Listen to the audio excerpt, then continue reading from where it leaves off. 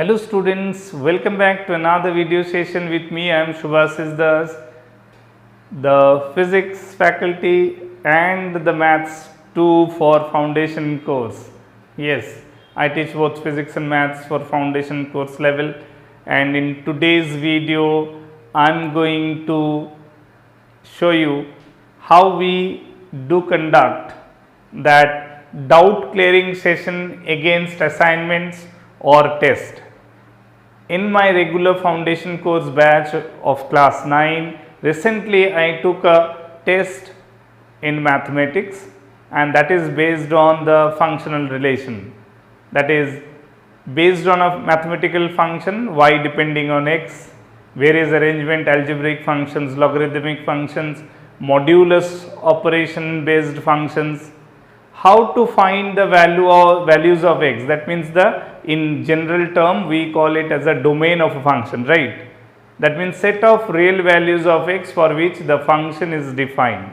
So based on this topic, I took a test, an online test of my students, and then after the test I conducted one live doubt clearing session, or rather you can say a live discussion or solution against all the questions of the test, right? So in this video I am going to show you that entire video solution, that entire live class solution, exactly the live class solution of that maths test, that will be presented not in one video, it may be in 2 or max 3 video, okay. 2 to 3 videos I am going to explain you, or I am going to represent you how do I make the discussion against the online test, or even the I am like in the same way in our regular foundation course classes. I provide the assignment, homework assignment to the students, and students submit their assignments within a given time, and after that I discuss the paper, right. So similarly there was an online test recently I conducted, and based on that online test I discussed each and every question of the test paper, and that discussion will be presented in 2 or 3 parts, okay. So let's start. So let's have the first part of that solution of the maths test for you. I hope you will be excited, you will be enjoying this session, because you will come to know that what standard of things we are teaching our students, those who are preparing for IIT JEE, and just in class 9, importantly in class 9 students are practicing problems of that level which is usually done in class 11, 12. Okay, so you will come to know about this. So let's go to the solution session, okay.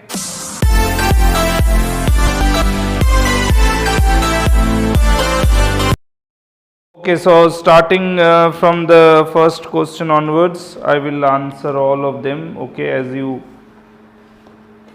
are saying that you want to know all the answers, all the questions, discussions, okay, fine. So solution of maths test, right. Solution of maths test. So as per the discussion, the first question, which was y equals to 1 divided by under root of 3 plus 2x minus x square, right. The first question's solution is based on this question, 3 plus 2x minus x square, and now 4 options were given, out of which we need to know the correct answer. So first of all, as per our concept, as we know that if we are, as because we are supposed to find the values of x, and condition is what? To get the real solution of x, for which this function is defined. We know that the denominator which is under the even root, that is 3 plus 2x minus x square. First of all, any expression under the even root, that should be primarily either 0 or positive, but being it is in denominator, so we can't ask it to be 0, because whenever the denominator expression becomes 0, we know that anything by 0 becomes undefined. So that's why we can't allow this time the denominator term to be 0, right? Are you getting my answer? Fine. So that's why we can only argument about the denominator is greater than 0. As because our conceptual learning, what we have done, that in case of a quadratic inequation, that means in case of a quadratic expression either greater than 0 or less than 0, in all those cases the basic concept what we have generalized, keeping it in mind that x square always appears with a positive coefficient. As I have said repeatedly, that whenever a quadratic expression is greater than 0, then corresponding x that will satisfy the inequation should be less than the smaller root or greater than the bigger root. I have always explained it like that, isn't it? I have always said whenever a quadratic expression is positive, then the values of x that will make the expression positive is less than the smaller root or greater than the bigger root, subject to the condition coefficient of x square keeping it positive. But here we are getting coefficient of x square is negative. So that's why, to match up with our conceptual understanding, what I will do, I will change the sign of all the terms, because x square being positive, plus 2x will become minus 2x, plus 3 will become minus 3. That means when I am changing the sign of all the terms in an expression, that means basically what I am doing, I am multiplying it with the minus 1, and whenever I do in one side multiply with minus 1, so the other side also gets multiplied and its sign becomes changes. So expression was, according to the argument, being an expression under the even root, that should be, as per argument, should be positive, but as because we want to solve the range of x satisfying the inequation, and we are comfortable with our learning keeping x square is positive coefficient, so that's why to match up with our learning point, I have changed the sign, and that's why I have to do it. It is less than 0. Are you all okay with it? Are you all okay with this logical explanation? Right. So now with the middle term factorization, this can be written as x minus 3 into x plus 1. These are the two linear factor, isn't it? X minus 3 into x plus 1, that product will be less than 0. So that means the corresponding root values are something minus 1 and 3, minus 1 and 3, right? If I make x plus 1 equal to 0, so root value will be minus 1. If I make x minus 3 equals to 0, then root value will become plus 3. So that means the product of two linear factor, product is negative. So that means it will be this interval negative, because we know that sign convention becomes like this. So this is negative, these two are the positive interval, and our requirement is, after making x square as a positive coefficient, the product of two linear factor as per argument is negative. So that is possible when we can take x less than greater than minus 1, less than 3. Are you getting it? So our answer will be the option 3, that is the option C rather, where x will be greater than minus 1, less than plus 3. Is it okay? Got this one? Question number 2, where y is given under root of x minus 2 by x plus 2. Y is under root of x minus 2 by x plus 2. Here again, being it is a even root expression, so we know that the entire expression under the even root, either the even root is appearing only in numerator or only in denominator, or even root is including all entire expression, that is numerator to denominator, is entirely under the even root. So here it is given like that. So first condition we should make that entire expression, that is x minus 2 by x plus 2 being under the even root, that should be greater than equal to 0. Okay, and being x plus 2 being the denominator part, and we can write down the second condition, that is x plus 2 can't be 0, being it is denominator. We should, because whenever we are saying that one overall expression can be 0 or positive, so this includes two part of it. First part is x minus 2 by x plus 2 equal to 0, and another part is something x minus 2 divided by x plus 2 greater than 0. It includes two conditions, two possibilities. It can be equal to 0 or it can be positive. So according to the first possibility, when we say that numerator to denominator is 0, then obviously it is the numerator that can make it 0. So that means x minus 2 will be equal to 0, and hence x can be permissibly 2. So x equal to 2 will be allowed here. X equal to 2 will be allowed here, because by taking x equal to 2 we can make the numerator 0, and when numerator is 0, entire expression is 0. So that is a valid value of x. Okay. Now in second, this is x minus 2 by x plus 2 greater than 0. So do remember that whenever we have discussed in our subject discussion relating to this particular segment, that whenever numerator to denominator expression is non-zero, that means either the numerator to denominator greater than 0, or in the case when numerator to denominator is less than 0. I have explained one concept, that multiply the numerator and denominator both with the existing denominator, so that denominator become a perfect square. So denominator now becomes whole square, so it can be said that it is x plus 2 whole square, and the inequality still holds true, that it remains unchanged, right?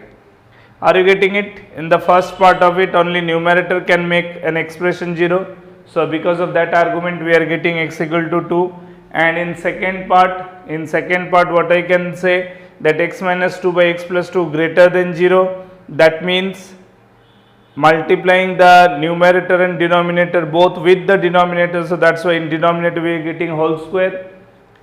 And after doing this, we can say this implies that since x plus 2 whole square is definitely positive, because as we are talking about non-zero argument, so out of non-zero argument whole square can only be positive, it can't be negative. So therefore the corresponding numerator, that is x minus 2 into x plus 2, that need to be positive, because when denominator is confirmably positive, after doing this multiplication, corresponding numerator should also be positive, so that we can confirm that positive by positive can only be a positive expression or greater than 0. Are you getting me? Positive by positive can only give us the result as positive. So therefore product of these two positive means x should be less than the smaller one, or x should be greater than the bigger one, because out of these two linear factors, if we make each of them, if we equate it to 0, so x will be plus 2 and x will be minus 2 as two solutions, x equal to plus 2 from this and x equal to minus 2 from this. So minus 2 is smaller, plus 2 is bigger value, so x will be less than minus 2 or x can be greater than plus 2. So what are the solutions we are getting? We can say that x plus 2 valid, and what are the other options we as a permissible range of x we are getting? X can be less than minus 2 or x can be greater than plus 2, and here it is plus 2 is included, but and the another condition that x plus 2 can't be 0, that means from this part we can say x cannot be equal to minus 2, because x taking minus 2, the x plus 2 can be 0. So we are excluding this option. So yes, x minus 2 is not including here, and it is saying that even we can't talk about the minus 2 possibility, but yes, we can talk about the plus 2 possibility, because on taking plus 2, numerator can be made 0, denominator can't be made 0. So ultimately we are getting x less than minus 2 or x greater than equal to plus 2 as the solution set of x satisfying this equation to be defined. Are you getting me? So x will be less than minus 2 or greater than equal to plus 2. So that means it is the option B as the correct answer. Question number 3, it was y equals to under root of x minus 1 plus under root of 6 minus x, right? This time there are two even root expression, just not one, there are two separate even root expression, and individually both of them should follow that condition what we applied for a even root expression. Are you getting me? So that's why we should apply the condition of expression should be greater than equal to 0, because both expressions are the numerator part of the individual expressions. There are no additional, there are no denominator terms with x, that means both are having denominator part 1. So that's why greater than equal to will be applicable to both the term. Greater than equal to 0, and second one should be simply 6 minus x, that should be greater than equal to 0.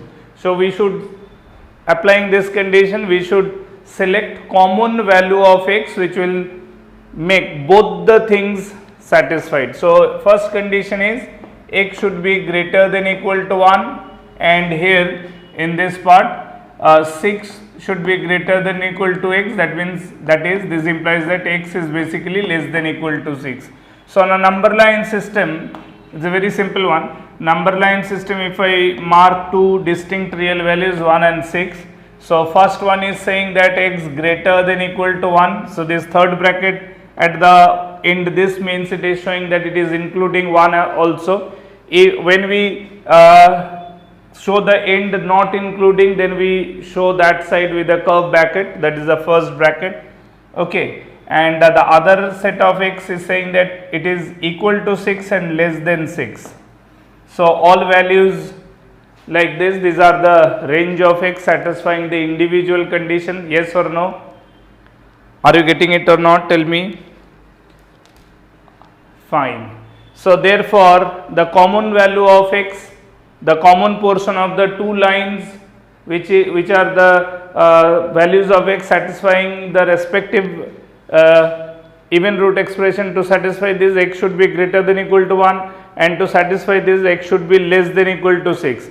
So the line shows that all values of x satisfying this condition, okay. Those portions which are being satisfied by the all the values of x lying on the line are the solutions. So common value of x is from 1 and 6, isn't it? So therefore we can write down x will be greater than equal to 1 and less than equal to 6. This is the common set of x, yes or no?